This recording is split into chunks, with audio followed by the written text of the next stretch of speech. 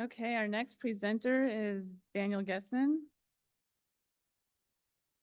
He is the GIS administrator for the University of South Florida's Facilities Information Services team.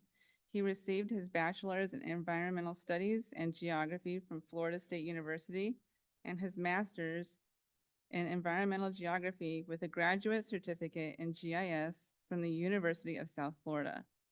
Prior to working for USF, Daniel worked in civil engineering, modeling stormwater systems, and for the city of Bartow, developing a GIS organization for planning, public works, and utilities.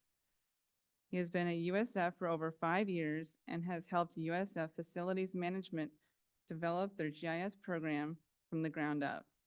He works as the program manager and enterprise administrator, develops internal and public-facing GIS maps and applications, and provides GIS support to all of facilities management. The administrative unit of the university started with AutoCAD drawings and hard copy maps. Now they're on their second build out of ArcGIS Enterprise. Daniel Gessman. Well, thank you. We gave this presentation about a year and a half ago over at UC, so brought this one out for you guys again.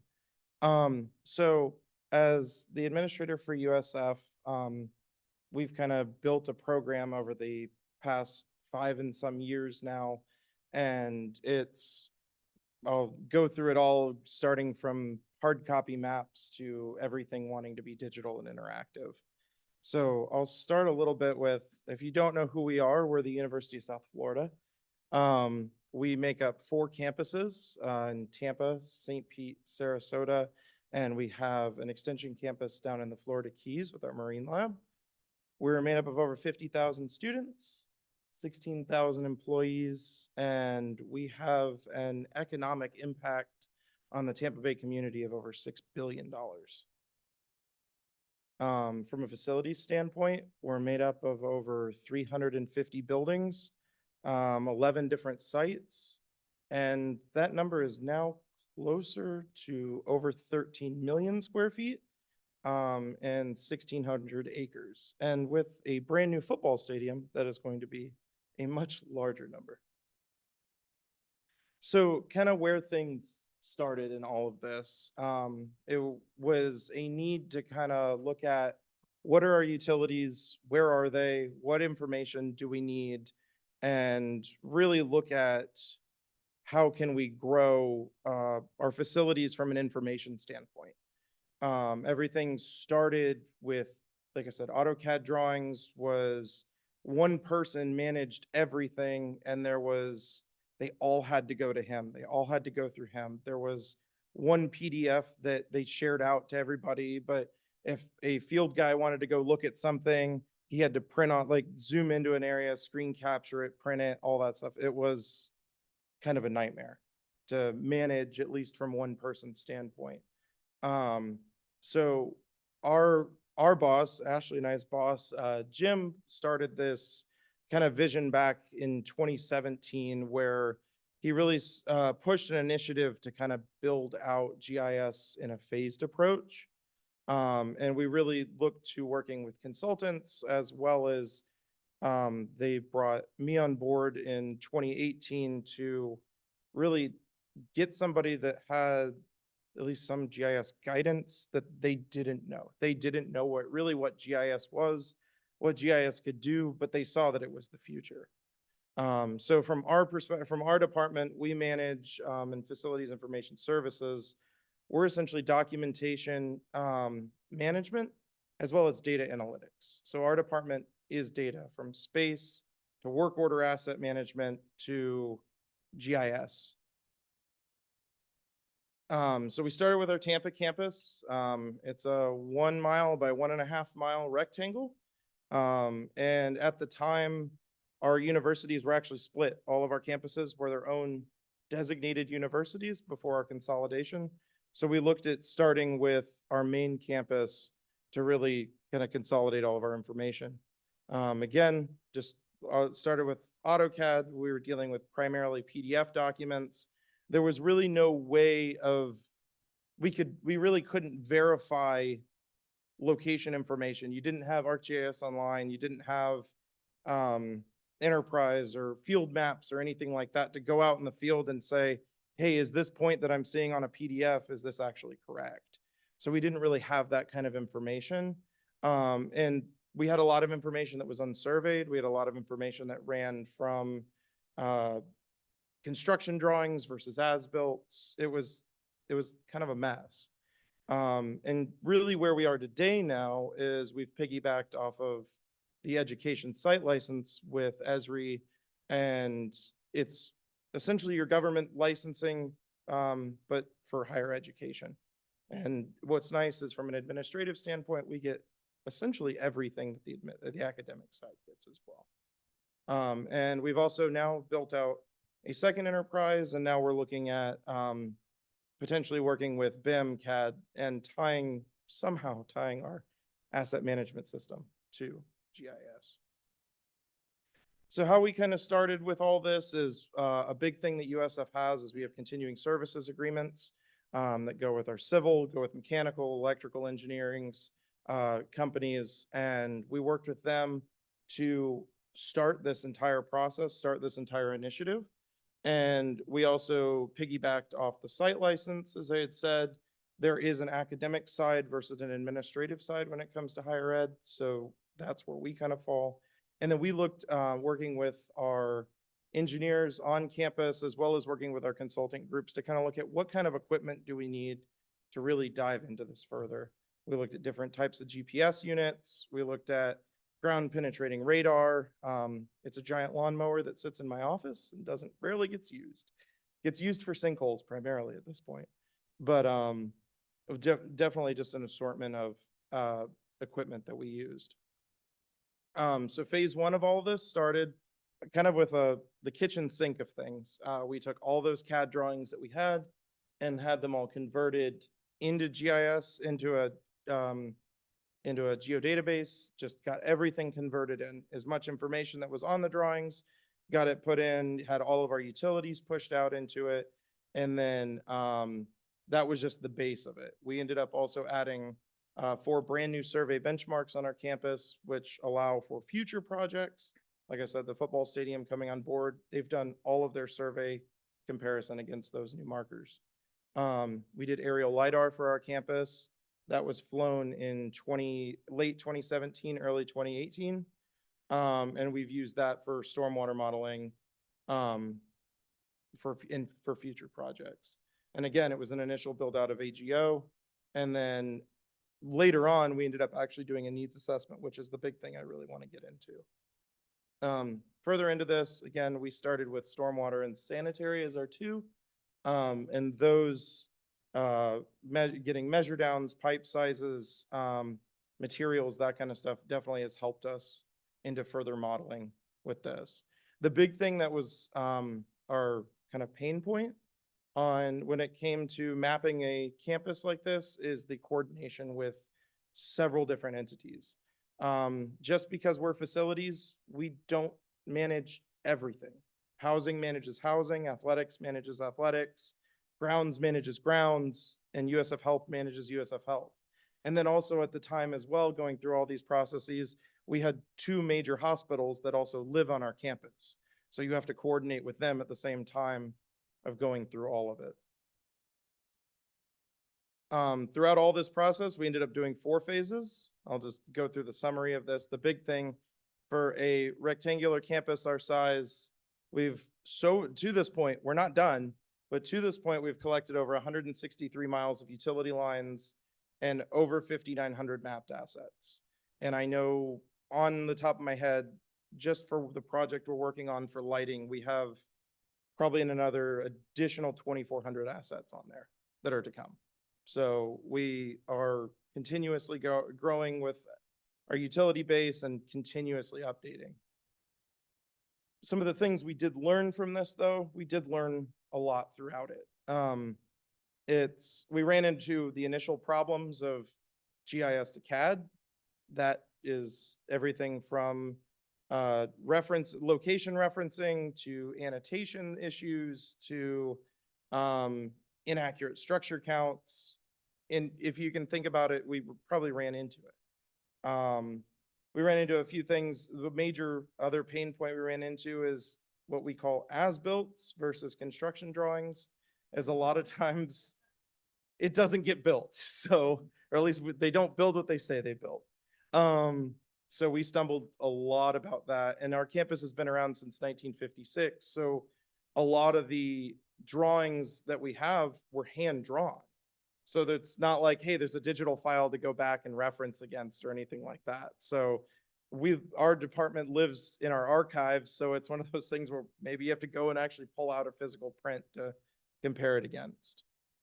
And then some of the issues also is QCing data was we weren't necessarily going through and putting a physical locate on the lines themselves. Storm and sanitary are easy because it's just manhole to manhole. But when you're looking at communications, when you're looking at electrical, hey, if they wanted to round the corner over there, good luck finding it. So we ran into some of those issues as well. Oh. And I'll just go through this one quick, is one of the fun ones that we fought against was structures that we went out and dug up and found. Grounds hated us and was like, that doesn't look nice. And then go like put their planner right back over it. And it's like, guys, come on. So, and then it was always a fight. That was the fun one, was going back and forth of dodging our grounds department at the same time. One of the fun photos that we found is that top left one. I don't know if you can see it, but we literally had to spray paint where we found the inlet and where that probe rod is. That probe rod is, what did you say, 6 feet? Yeah. And that's all the way, and that was just barely hitting it. So our utilities team had to have to come out and just dig those things up right after it. Over by our baseball stadium, we found a stormwater manhole that was probably hasn't seen the light of day since our campus was built and was about 6 or 7 feet in the ground. And our grounds department, our lovely grounds department, laid an irrigation pipe right over the manhole lid. So we couldn't even open the manhole lid once we got it dug up. So those type of things. So with all that data kind of being collected and everything, we realized we needed to move into enterprise. And we realized we need to really kind of put a roadmap together for where we were going. So we partnered with our IT department. Initially, it started as a utility kind of partnership with them. Hey, we'll house all your communications data, your fiber data, all that. You give us GIS servers to build an enterprise on. They were like, sign us up. So initially we built out our enterprise on an on-prem setup with 3 different servers. And we worked with Esri we partnered with Esri for a jumpstart, and we did that back in 2019. Now, fast forward to today, we've actually just implemented in Azure cloud servers on 3 different virtual machines, a new setup as well. And there's a multitude of benefits that we saw versus AGO. Even though AGO is being upkept and is up to date by Esri, it was just from a data management standpoint, it was so much easier to have it all behind our firewall, and definitely from an asset management standpoint, made it much easier for updates. We do still use AGO, but we kind of use it in tandem as more of account management. And then also all of our pro licensing and everything is through AGO. And then we just use it as a testing environment for potentially what's new out there. And then for enterprise, again, we have an on-prem and a cloud server. So the cloud servers are our production, and our testing environment is our on-prem.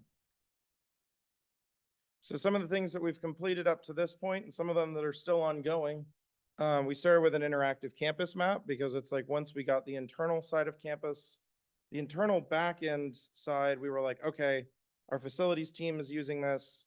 We really need to show this off to not only leadership, but we need to get this out to the community. So we started with different apps like our interactive campus map, getting any type of campus information, that wayfinding any of that out to the community. Our next, probably most used app was our deferred maintenance app. The state gave us about $73 million for deferred maintenance projects for infrastructure. And we really wanted to show the community, how are we using that money? It wasn't just like we were going to brag about, hey, they gave us 73 million, but we knew what academics was going to say. They were going to turn around to us and go, what are you doing with it? Why isn't this touching my building?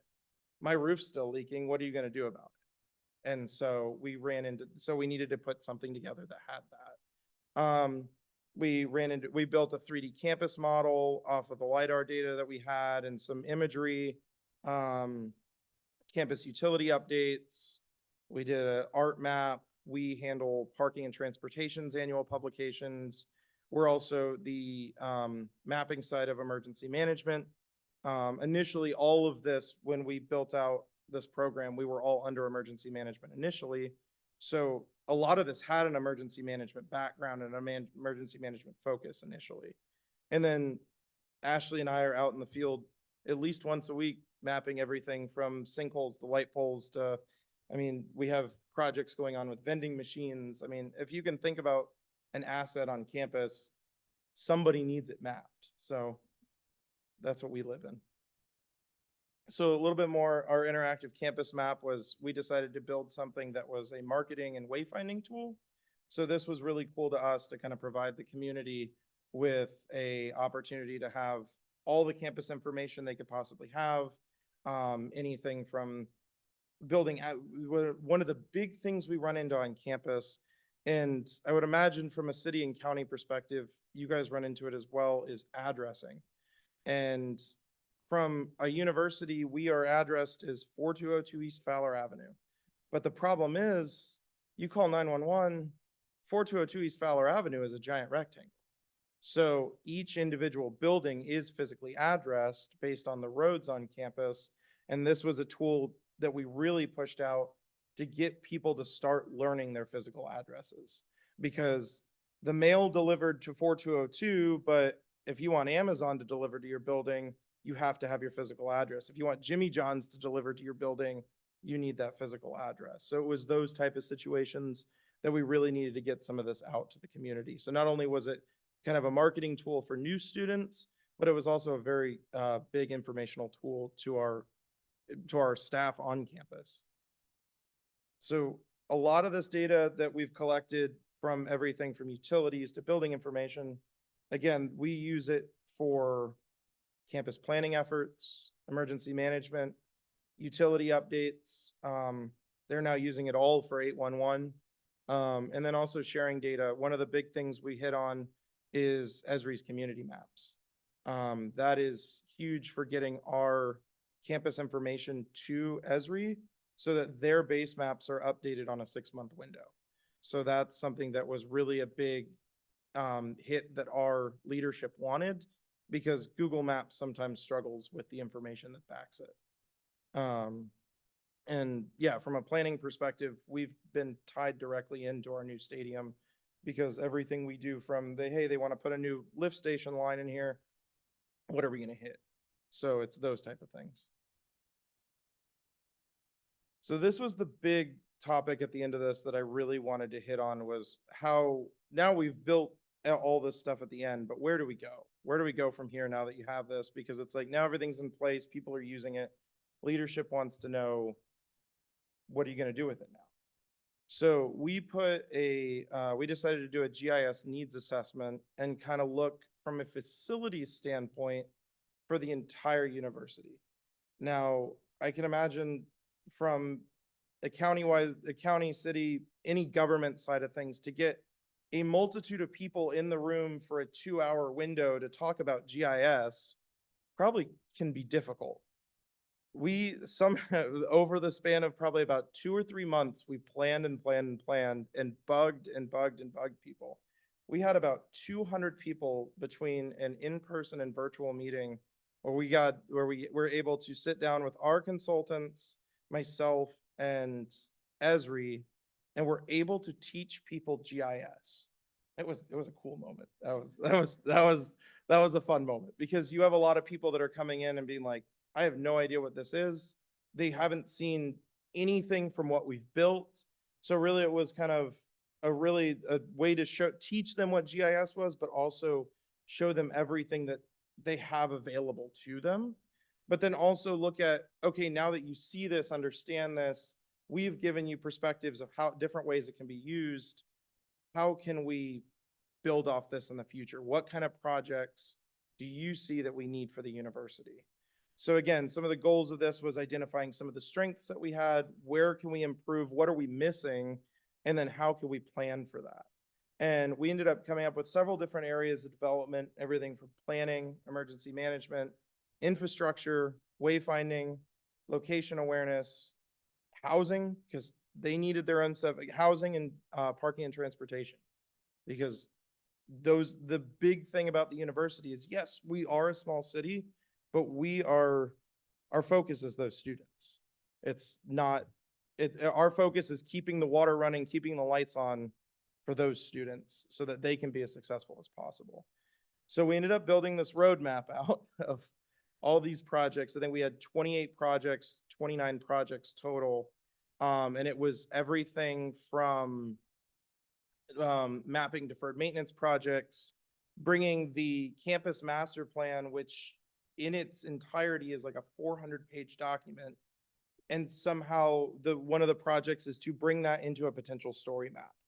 Bring that, somehow simplify that all the way down, that it translates, here's what the university is going to potentially look like in 15 years, 20 years, something like that, to really give perspective to the university community of how we're going to grow.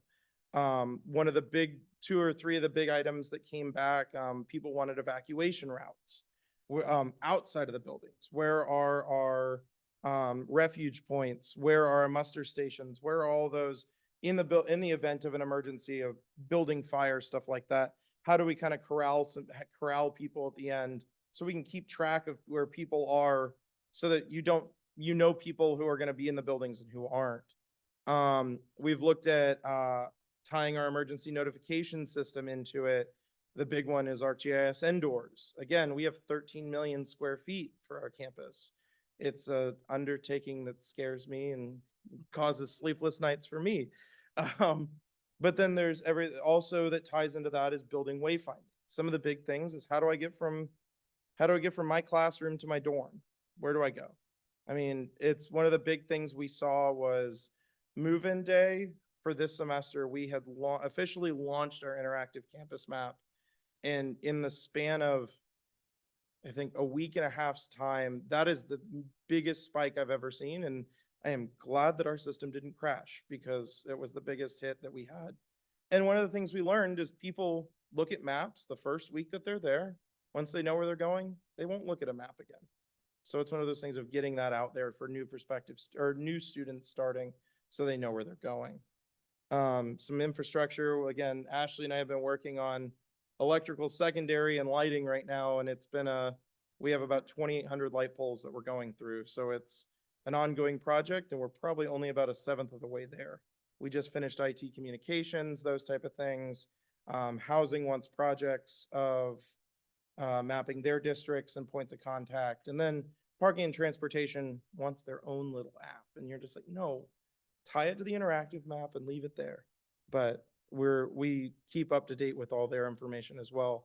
But in the process of going through this, it showed leadership that we were a team of my boss, Jim, and myself. And it was like, there was no way we were going to be able to manage this roadmap on our own. And it was one of the big things that was able to trigger us being able to hire Ashley in May. And it's been a huge help to this point, and it's makes it possible to actually attain these projects in a 4 or 5 year standpoint before we have to turn around and do another needs assessment and go, hey, look at what we've done.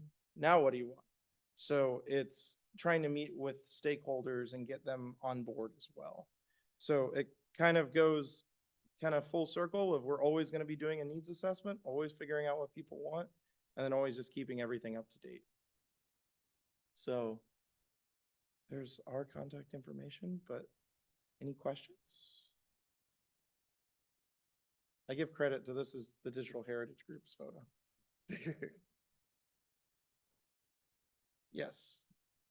So obviously USF has a geography program and a Yes. GIS program. How much do you guys work with students or the academic side to demonstrate how what they're learning gets applied in the real world? So that conversation has unfortunately just started about a year ago.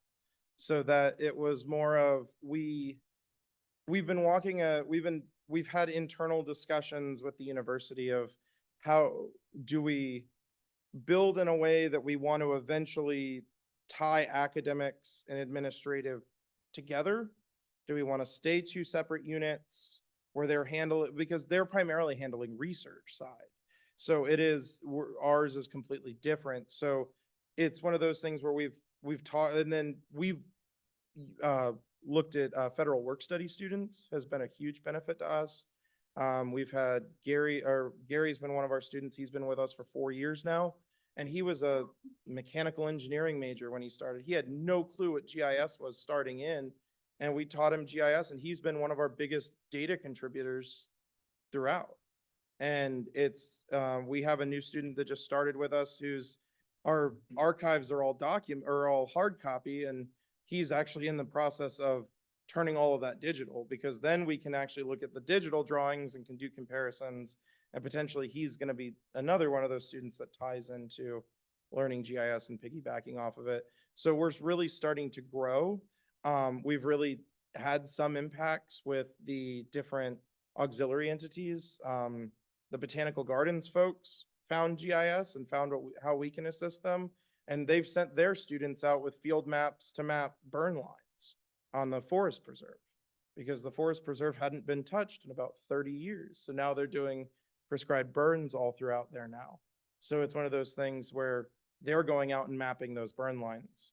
So it's really been a kind of slow process to kind of tie into the outside entities, and really the auxiliary entities have been the ones kind of tying their students into it once they see the benefit where it helps them. So it's kind of been a slow process, but it's getting there. Anyone else? Yes. Mhm. Mhm. Mhm.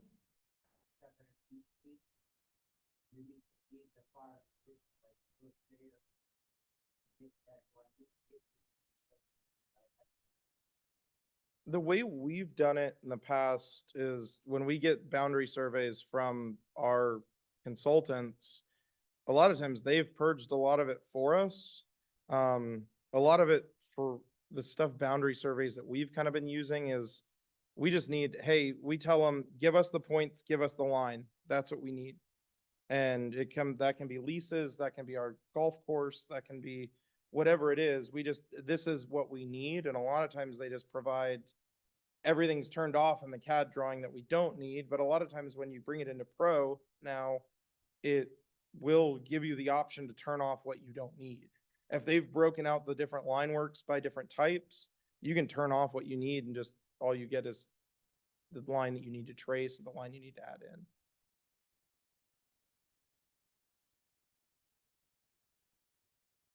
in. Okay, well, thank you guys.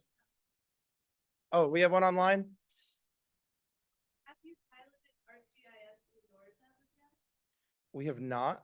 The big reason we just moved to Enterprise 11.1 was we were on 10.7.1, so we couldn't try that out. Now we're in the process of figuring out what that looks like. Our asset management system is Accruent's Famous, and they're trying out a new indoors thing too. So we're trying to figure out, do we need to go down the rabbit hole of indoors? Do we piggyback off of them?